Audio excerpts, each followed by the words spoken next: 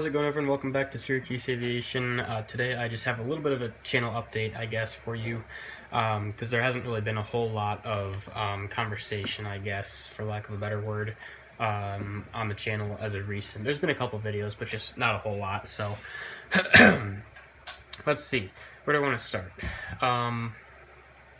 We'll start with Norfolk service from Syracuse, because I guess I should have done a reaction kind of announcement type video, but I opened my messages and I saw that Syracuse and Norfolk was starting, so I wasn't really prepared for that. So I'm very, very excited for this. As you can tell, this is a route I did not see coming anytime soon. I think most people would say that they felt the same about that.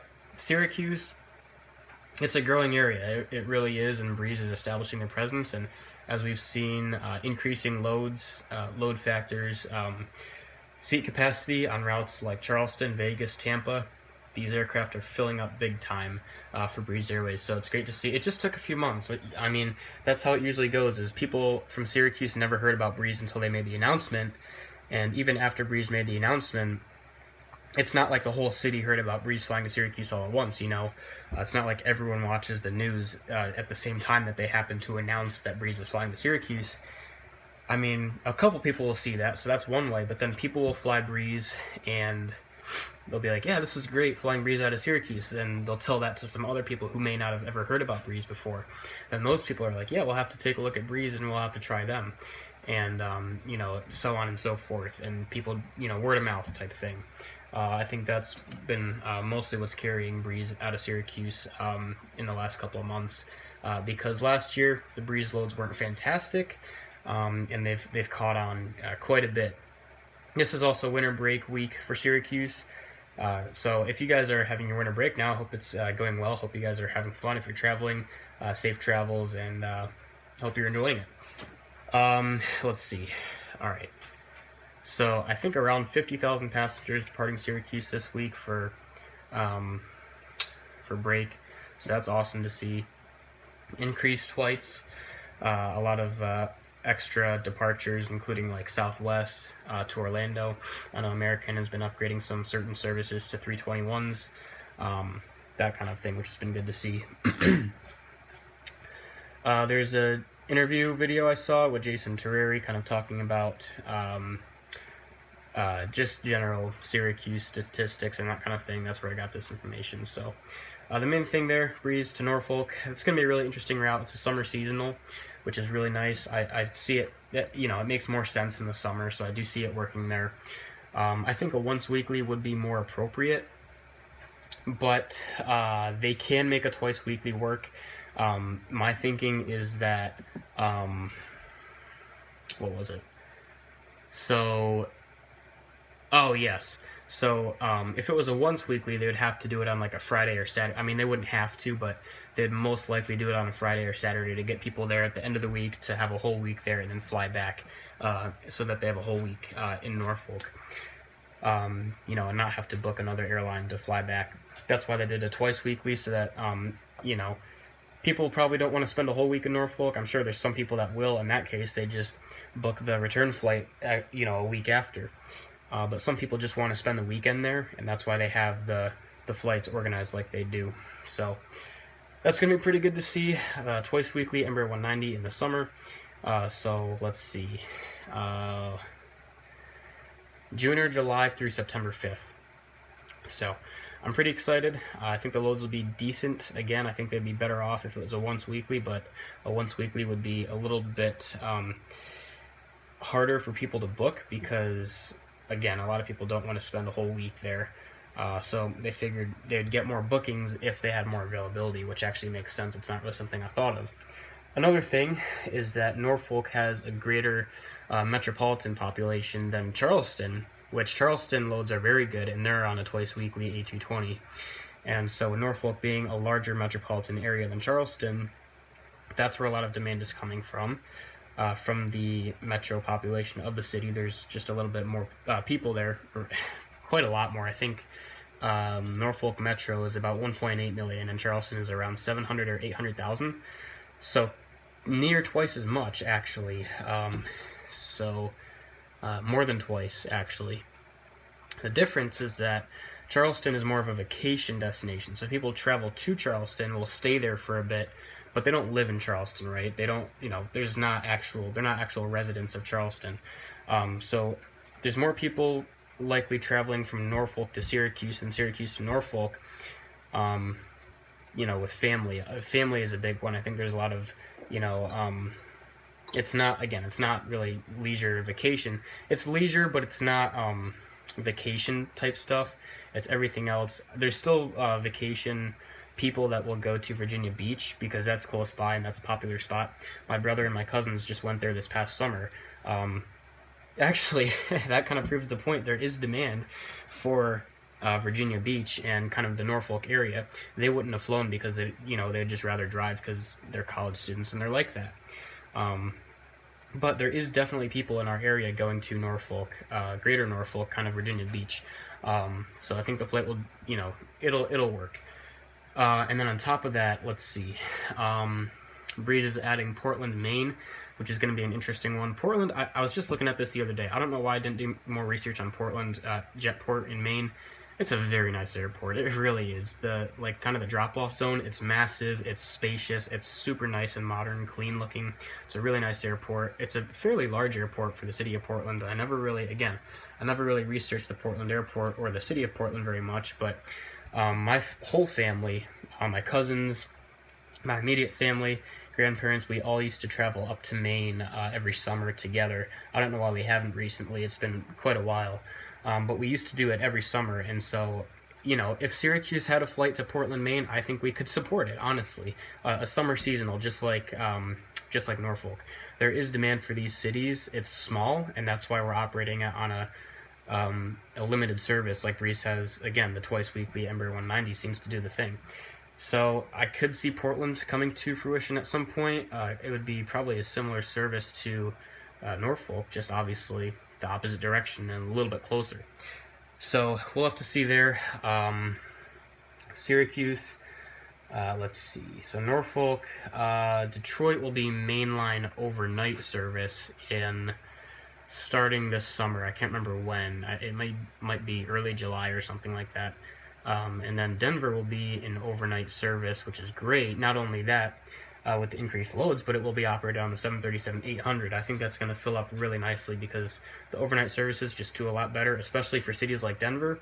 There is some leisure travel, but I feel like the leisure travelers are more like the Frontier type of people that would travel on Frontier rather than United because of the cheaper fares. And then the business travelers will generally use United. Now, I travel for leisure. I never travel for business, and we flew Syracuse to Denver on United. So obviously that's not always the case, but I think a lot of the time, probably more than half, a lot of the business travelers will fly the legacy carriers. So that being said, most of the demand for Syracuse to Denver obviously isn't Denver to Syracuse, it's Syracuse to Denver. People from Syracuse wanting to go to Denver. And so, that being a business route, people from Syracuse want to fly early in the morning. Generally, I think a lot of business people will only go to a city like that for a day. If they have a meeting or something they have to take care of over there, they'll get on early in the morning, land in Denver fairly early in the day. They'll have the whole day there, and then they'll fly back later in the night so that they depart and arrive back in Syracuse the same day, but they spent the whole day in Denver. That works really well for a lot of airlines. American has done that with Dallas-Fort Worth. They've done very well with that service for that reason. Again, giving these business travelers the whole day in their destination, but departing and arriving the same day back to their home airport or their home city, town, whatever you want to go by. So, very excited for that, and let's see, I'm getting out of breath, I'm sorry, there's just a lot to go over. JetBlue will be returning the Boston service, which I'm very excited for. I knew that was, there's no way you can say that it's not going to happen, alright? American, the only service we have to Boston right now is a once daily Embraer 145. That sucks, okay? It really does. And they're not even filling up. The fares are wicked. The time is so random. It's the inbound is at 6, and I think they depart sometime at like 7 or 8 p.m. Who does that, right? A once daily regional jet to a city like Boston? They should be overnighting it in Syracuse. Yes, Boston is close, and that's why it's on a regional jet, but at the same time, you get a lot more passengers, as I've said, if you overnight a plane at an airport you depart that airport early in the morning and you arrive later in the night, that gives those passengers a whole day, thus they're more likely to book that flight. The plane is more likely to fill up. So I don't know what American is doing. It's really quite stupid if you ask me. Rochester, I think, is 3 daily Embraer 145, so I'm glad to see that they're doing a lot better than we are. They are also 2 hours further, which gives, there's more demand, obviously, because people are less willing to drive a greater distance like that. And Rochester's metro is a little bit bigger, so obviously there's going to be a little bit more demand there. But it's great to see that JetBlue's coming back, not really for point-to-point service, but more as a connecting opportunity for a lot of those passengers. That's going to be great to see. Very excited for that. And did I mention Delta Detroit A320? I think I did. If I didn't, I'll just say it once more. So Delta, yes, I did. Okay. Yep, I did. I remember. Sorry. So just Delta, Syracuse to Detroit overnight service, A320. I don't know why. I mean, probably a similar thing, like a business overnight thing. So that's probably more point to point, but a lot of connection as well. Because again, a lot of passengers like to depart early in the morning, come back later in the night. There we go with the Syracuse operations. In terms of infrastructure, as Jason was mentioning in his little interview, that's a great video. If I can get a link, I'll maybe put a card in the video if YouTube allows me to do that, or a link in the description or something. The interview videos of Jason Terry, they're very well done, and he goes pretty in depth, and he's a great guy. So he mentioned with Micron, the airport has to expand the baggage claim and security checkpoint by 2026. That's only 3 years from now, all right? It seems like a long time, but it's not going to... I'm looking back on when I flew Sammy the Squirrel to Orlando. That was three years ago, and it feels like it was yesterday. It really does. Time goes super fast, and it only goes faster when you get older. So that's going to be something to look forward to. It's really not going to be that far from now, 3 years. That's right around the corner, honestly. Sure, I'll be in college, but I'll be in college, and I'll be looking back on now and say, wow, it didn't feel like that long, right? So 3 years, and we're going to need to expand baggage claim and TSA checkpoint. Now, TSA checkpoint was redone about sometime 15 to 20 years ago. They rebuilt the whole TSA checkpoint. It's honestly massive, simply put. The Syracuse TSA checkpoint is quite large. It's very spacious. There's a lot of room for extra lanes to be added should they need it, so that's going to be nice to see if they expand that a bunch. And then obviously baggage claims. The baggage carousels we only have 4 of, and they all suck. So I'm hoping what they say when they say expansion, I hope they mean not only expanding it but replacing what's there, because the ones that are there now are old. They're breaking. Well, not breaking, but they're getting worn, I guess. Kind of just look crappy. So I'm thinking they'll probably go from 4 to 6, maybe 7 or 8 if they have room. We'll have to see though. They're starting the North Terminal Concourse B expansions as we speak, and replacing jet bridges as we speak. So that's going to be nice to see. And that's all in terms of the airport. Let's see.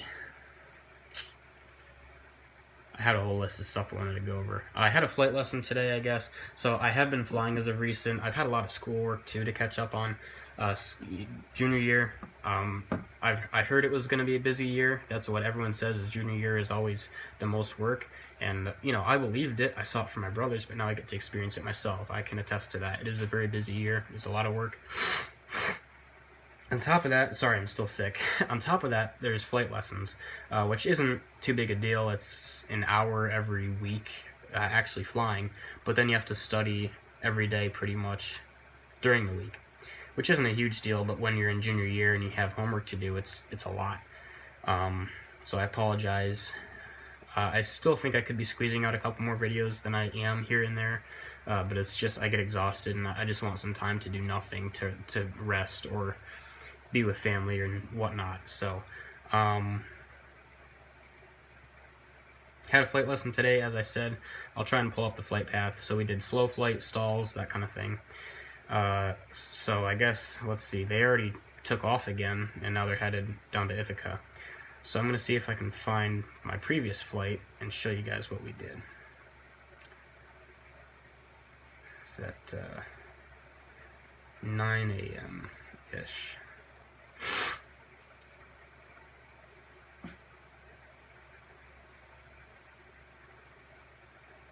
Come on now.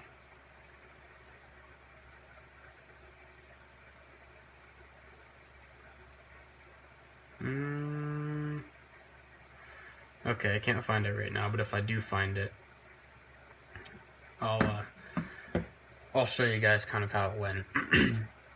So, actually, here it is. So, let's open this up. So yeah, this video is just kind of a random go through whatever's on my mind type thing. So here we are. We started in Cortland, November 03. Took off 2-4. Flew down towards Dryden Pond or Dryden Lake or what have you, and then some clearing turns, slow flight, power on, power off stalls, and then we did some basic instrument training, should I need it in the future. So that was nice. Nice to do that kind of stuff.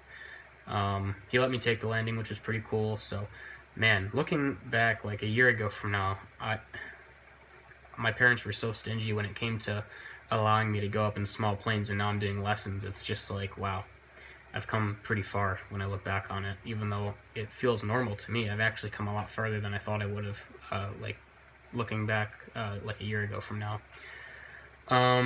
Let's talk about the channel. So again, I apologize for the lack of content. I kind of went in detail about that. I do have some videos I'm trying to upload. Obviously this one, you're watching that, so that's something.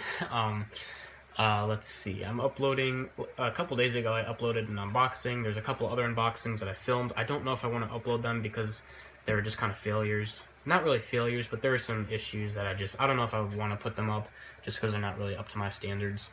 There are some, interruptions, that kind of thing. So we'll see. Airport updates, I'm really falling behind. My thing is that I want to get actual replicas and like realistic, like with layover layouts and 3D printed terminals, replicas of the airports that I do. Right now, I am actually in the process of doing Syracuse, and I'm going to show you some of this in today's video. I am working on Syracuse right now on my own. I have the whole terminal designed and ready to print. My printer sucks though, and it screws up literally everything you try to do. So all I have to do is really split the terminal up into pieces and put little connector type designs on them to be able to fit them together, so they like a snap fit type thing, kind of like a Skymarks model but in airport form, and take those to maybe the local library and have them print it for me, because I think their printer is pretty good, and so that would be nice to have, for lack of a better word, professionally printed 3D replicas compared to my printer, which screws up everything. And I'll show you what it did to mine when we get over to Syracuse Airport. Obviously the model here in the bedroom, not the real one, unfortunately. So that's the channel, and I think that's really it for the channel. Again, I just gotta find more stuff to film and do more airport updates. The reason we haven't seen Charleston and that kind of thing is Fort Myers too, especially. I love Fort Myers, but I'm getting sick of the same thing, just setting up the boring old wood clapboards, throwing the jet bridges on there, and just having the ground be this tan painted flat piece of board. It's just too basic, it's too simple, it's boring. I'm not gonna say no one, but compared to what it could be, very few people would rather see. Probably no one would rather see what it is now compared to what it could be. Should I decide to, or when I decide to print it, and actually make it as realistic as possible. So I'm going to take you guys over to Syracuse now.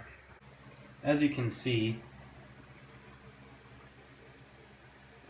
we are in the process of printing this. So I have everything else designed. As I said, Concourse B is done, the whole drop-off zone, that kind of thing, the security checkpoint is done as well. It's just not printed. The reason it's not printed is because my printer actually broke. So I was able to get this far, which already you can see sucks. Look at that window, right? There's that kind of thing. My printer also has a problem with warping, so the corners of the prints will peel up. That's not really a good example, but you look down there, it's not touching the ground because the edge of it has peeled off the bed. There's not really a way I can fix that. I've looked up countless times. I found numerous solutions that work for other people, but I try to replicate the same thing on my printer, and it doesn't work. You see that? Look at that corner. It's very unfortunate because you look at it from the top, it doesn't look too bad. You got all the skylights and the AC units and that kind of thing, and it looks pretty good. And actually, in the middle of this print, you can see it stopped working. It's just completely broken now, so I can't use it at all, even just to get kind of reference pieces. So that's unfortunate, but this is just kind of a general idea of what the Alpha Concourse and Gate 15 area will look like. Gate 15 is looking great. By the way, Gate 15 actually is kind of back in service now. As far as the jet bridge goes, the actual terminal is still being renovated.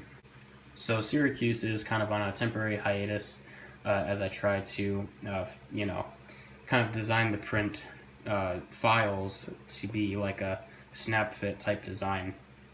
So that's taking a little while.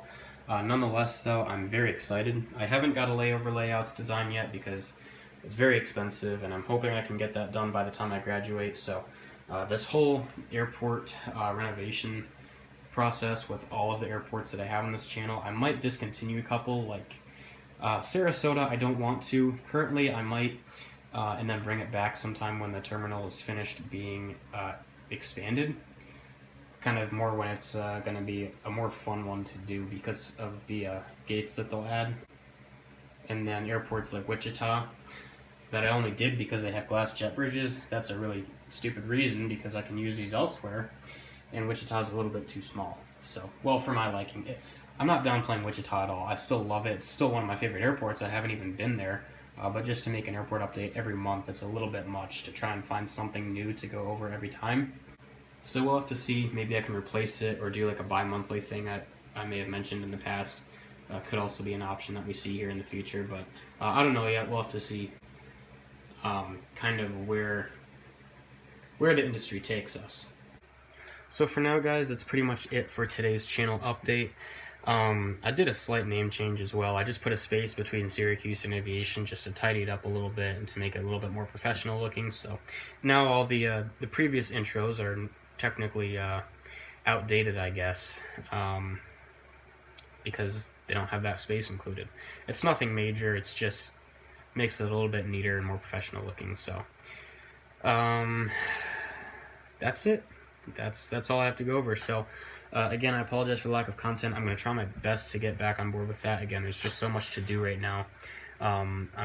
Am kind of on a downturn, although I am still working on stuff. I just showed you Syracuse Airport. I am actively working on assets that will be used for content in the future. So I'm not gone. I'm still here. I promise. I'm not going anywhere for a long time.